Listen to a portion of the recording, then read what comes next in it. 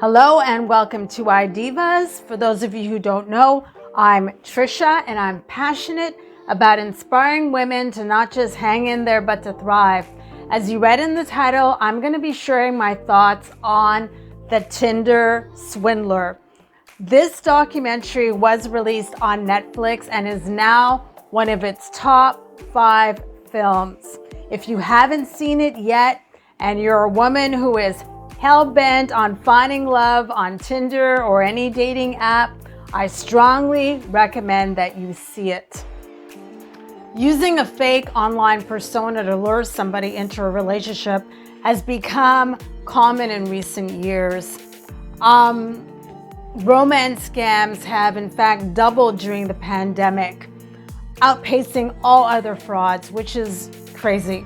The loneliness and isolation during COVID has made, single women more vulnerable. Understandably, people long for, human contact. Tinder Swindler, believe it or not, is an actual, true, mind-blowing story about a serial next-level catfisher, Simon Hayat. This swindler posed as an Israeli billionaire on Tinder, appearing to be living his best Instagram luxury life. This guy is easy on the eyes too. He met and conned dozens of starry-eyed women with Cinderella complexes online who were actively swiping away, looking for their high net worth Prince Charming to rescue them out of their mediocre lives. Simon executed a perfectly thought out diabolical plan. He would match with an unsuspecting woman on Tinder, take her out on an ultimate first date. Like one girl, he took her on a private jet, and they'd stay in 5-star hotels and dine in the most exquisite restaurants. And at the same time, he really knew how to turn up the romance and bond with each woman on an emotional level. He slowly built their relationship, telling each one exactly what they wanted to hear and then some. And this went on for some months. He was playing the long game. Meanwhile, he was flying around the world, secretly dating other women, feeding them literally the same lines. And they say men can't multitask. So his accusers claim at a certain point, Simon would confide in them that he was worried about a group of his enemies, coming after him. Eventually, he would send a photo of his bleeding bodyguard, allegedly injured by these so-called enemies, to incite further concern. So once that groundwork was laid, he would urgently message each girlfriend to say that his credit card could not be used for security reasons and ask her to open up a new one in her name. And of course, these women, they went along because they were madly in love.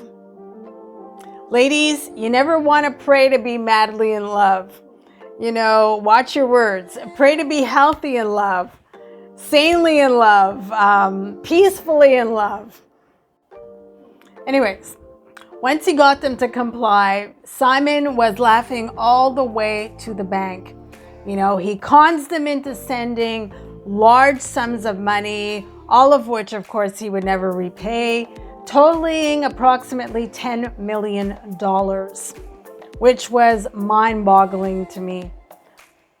I would think if you're not rich and your millionaire or billionaire boyfriend is asking you to borrow money and is giving you some long, sad story about his financial challenges, that should be a red flag and a sign to grab your purse and run. Also, you should be wary if a man is asking you for, info like your passport, social insurance, or your social security number. Like, that's pretty personal information. You got to put, the thinking cap on here and do your due diligence as well, and find out as much as possible, about this individual. But these women were so mesmerized by Simon. They did not see the red flags staring them right in the face. The women later discover that there are other targets, and they work together to try to take Simon down. Long story short, these women are in serious debt now. Their lives were completely destroyed, and they have now set up a GoFundMe account to help out. A lot of people, from what I've seen online, are sympathetic and feel bad for the ladies. And, but some other people, they saw them as pure gold diggers who got what they deserve. I think that's a bit harsh, because gold diggers, they don't drain their own savings account to help out a billionaire. I believe these women, they believe they were totally in love and that Simon loved them. Anyways, let me know your thoughts. Have you been conned online on a dating app? And be sure to like, comment, and subscribe, and I will see you in the next one.